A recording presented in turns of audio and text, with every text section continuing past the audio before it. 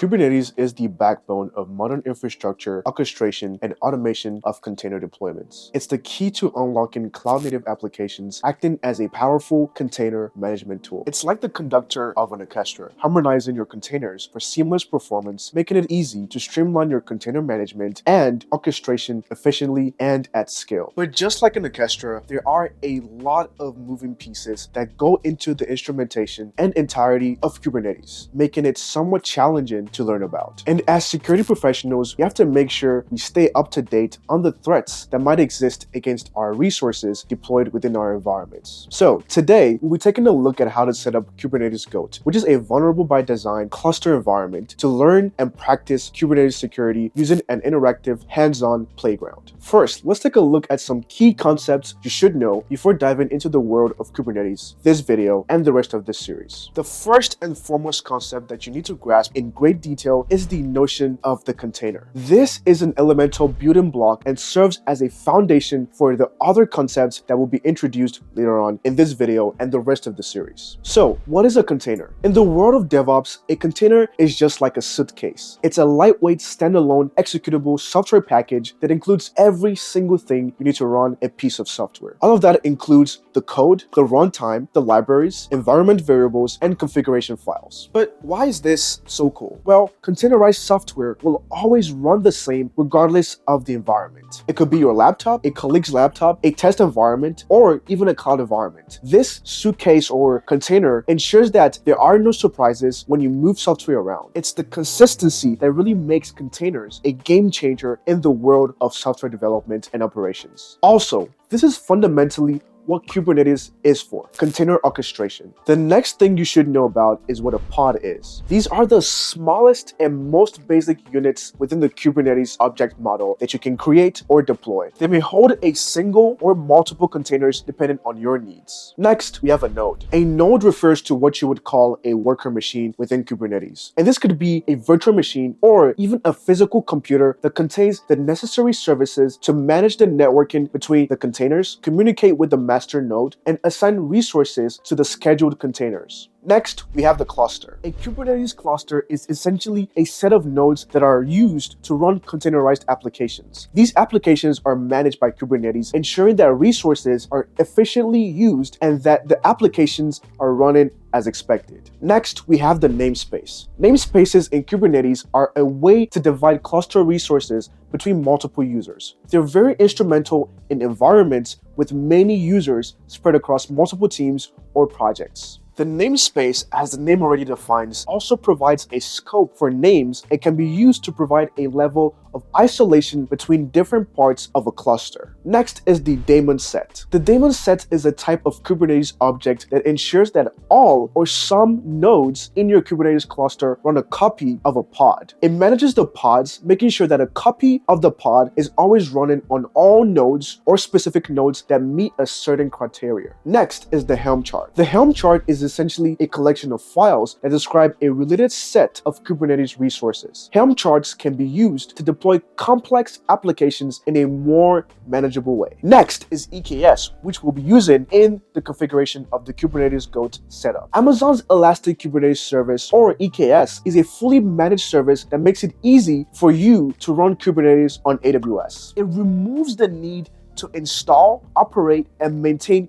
your own Kubernetes control plane or nodes, saving you time and resources. Next is the Managed Node Group. The Managed Node Group is a set of EC2 instances that Amazon EKS automatically registers with your Kubernetes cluster. It essentially helps you in managing your cluster's worker nodes. Next is kubectl. You might have heard about this before. This is basically a command line tool that is used for controlling Kubernetes clusters. It is a versatile tool that allows you to manage various aspects of your Kubernetes cluster. And finally, we have eksctl. This is another CLI tool that is used for creating clusters on EKS, which is Amazon's managed Kubernetes service for EC2. And what eksctl does is it simplifies the process of setting up a Kubernetes cluster specifically within AWS. Now that we understand the basics, let's go into the setup for Kubernetes Goat, where we will apply every single thing we just learned. So in order for us to get started with all of this, we have to first and foremost get the Windows terminal. And we can do this by going to the Microsoft Store and searching for Windows terminal. And then we can get the app. It will download the app. And once the download is complete, we can go ahead ahead and open this app. And now that we have the Windows terminal, we can go ahead and launch Ubuntu. Here within Ubuntu, we can see that this is using the Microsoft standard WSL2, which is the Windows subsystem for Linux. We're basically using Linux but on our Windows system. This makes it a lot more convenient for us to access Linux command line tools on our Windows system. Now, let's get into configuring the things that we need for Kubernetes Goat. Within the Kubernetes Goat documentation, there's a how to run section, giving you different ways by which you can run Kubernetes Goat,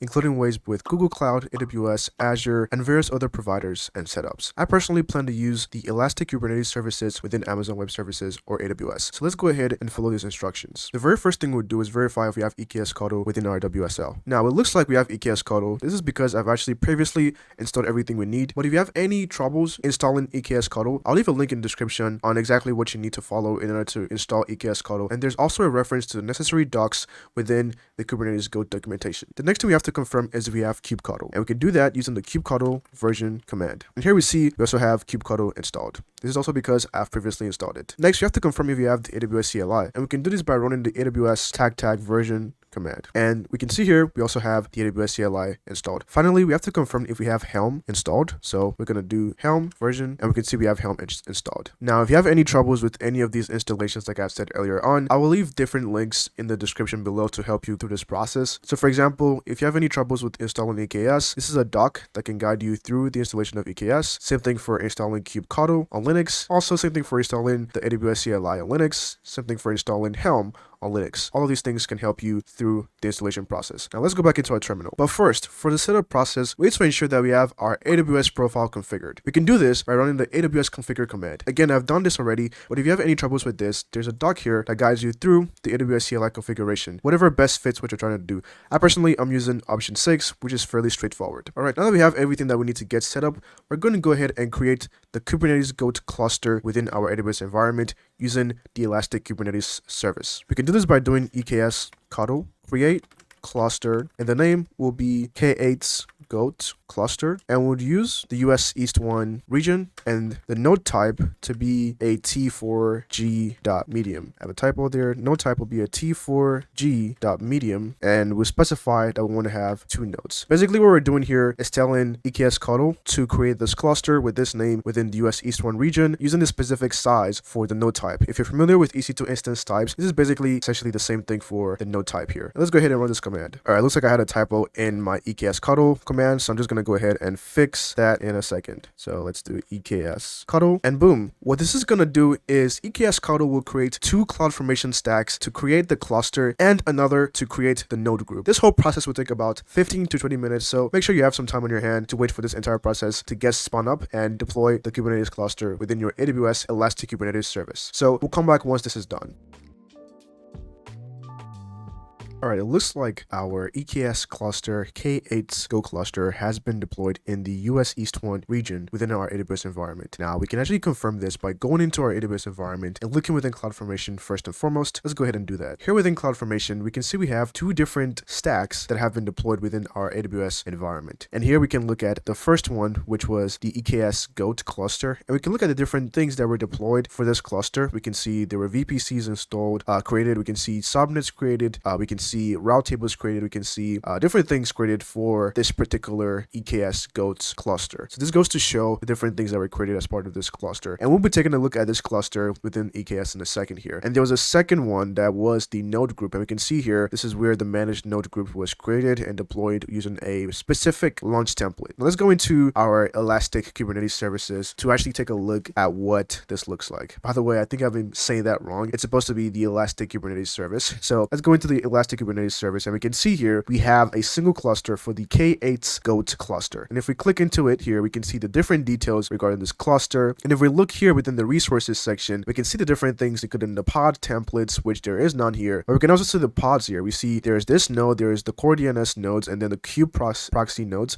We can see there's any replica sets, and we can see we have this particular one here. And there are various things here regarding the workloads. We can also see details regarding the clusters, so everything regarding the nodes, and we can see we have 2 nodes here, which we specified when we were running the command initially within our Linux command line. And we can see it has 2 nodes, and they're basically EC2 instances using the T4G medium instance type. And there are different other things we can look at: service and networking. We can go into the compute, which also gives us details about the node. We can go to the networking. We can see the different subnets and VPC that was created for it, the security groups as well. And we can even see what configurations exist for these security groups. As you can see here, the security group, we have inbound rules allowing all traffic internally and all traffic externally. This is probably for the best for our configuration for this particular Kubernetes goats cluster. We also have details about authentication here. There's nothing here specifically because there's nothing regarding that within the Kubernetes goats scenarios. For login as well, any update histories and any tags related to our Kubernetes goat cluster. Real quick, before we get back into our configuration, we can see that there's a lot of things that goes into a single Kubernetes deployment. What this means is that this could get very complicated, and with complication could mean increased cost or even security issues. And either of these things could be detrimental to your Kubernetes configuration and overall your company's operational or security posture. Well, let me introduce today's sponsor, eksctl, and let you know what they're doing in regards to helping you solve these problems. Kubernetes is great and all, but managing your clusters, nodes, pods, and all aspects of your Kubernetes configuration can become increasingly challenging at scale. This complexity can lead to increased costs, reduced performance, and even security risks within your Kubernetes environment. Fortunately, since you're watching this video, you won't have to worry about that. Introducing eksctl. eksctl is the leading all-in-one platform for Kubernetes automation, optimization, security, and cost management. Engineering and finance teams worldwide trust eksctl. Amongst many other things, with eksctl, you can continuously monitor your Kubernetes cluster and apply changes in real time to keep your configuration optimal. When you connect your clusters, you will see suggested recommendations and can implement them automatically for immediate cost reduction with an average savings of over 60%. The best part is that you can start with eksctl for free using the first link in the description or going to cast.ai/cyberwox. The sign-up process is extremely straightforward, and you can begin your Kubernetes automation, cost optimization, and security in just a few minutes. A massive thank you to eksctl for sponsoring this video and supporting the channel. Now, if we go back in here, we see that we still have some more steps to continue. So let's go ahead and continue those steps within our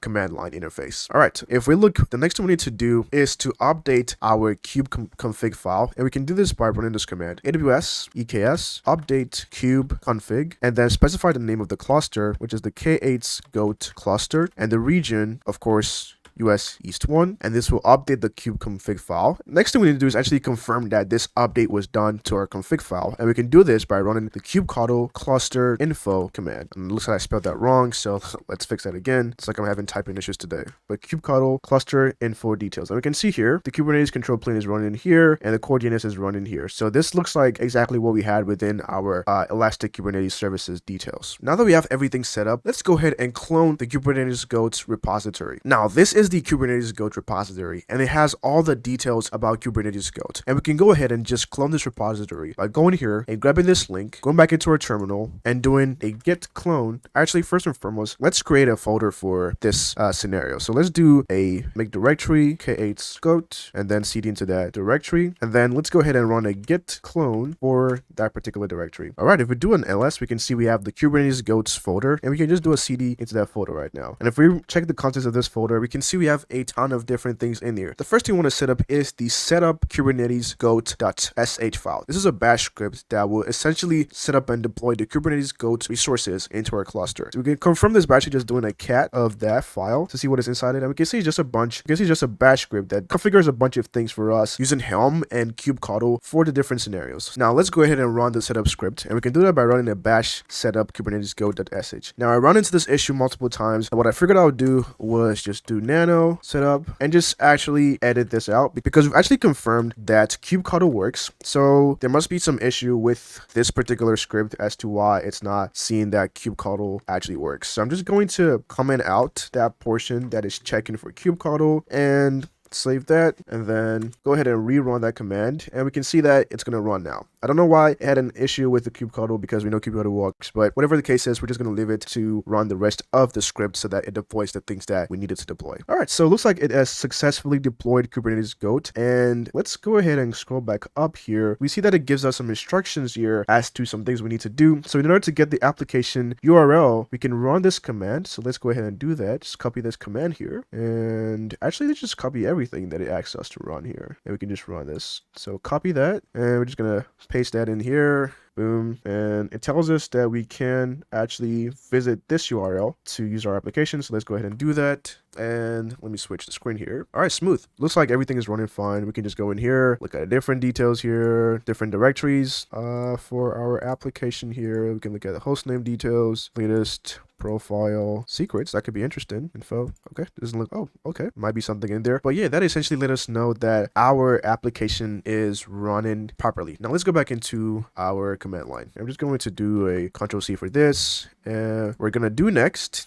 is now let's actually ensure that all the pods we need are up and running before we run the access scripts. So we can do this by using kubectl again here, very handy tool there, and we just do a get pods, and we're looking to see if all these pods exist. As a matter of fact, let me open this page back up, and here we can see the different things that we should be able to see in regards to our pods that should be running at this moment. So let's go back into our terminal to confirm this, and here we see we have the batch check job, the build code deployment, the health check, hidden layers, internal proxy deployment, Kubernetes Goat home deployment, metadata DB port registry deployment, system monitor deployment. Everything looks to be up and running. Finally, there's another script we need to run here, which is the access Kubernetes Goat bash script. So let's actually just take a look at what that script looks like and what it's doing here. So it looks like it is going to be checking again for kubectl. I imagine that might fail again, and then it's going to create the different things needed for exploitation for the different scenarios using specific ports as well. So yeah, cool. Let's go ahead and run that script here. So let's do a bash access Kubernetes Goat. Again, we're having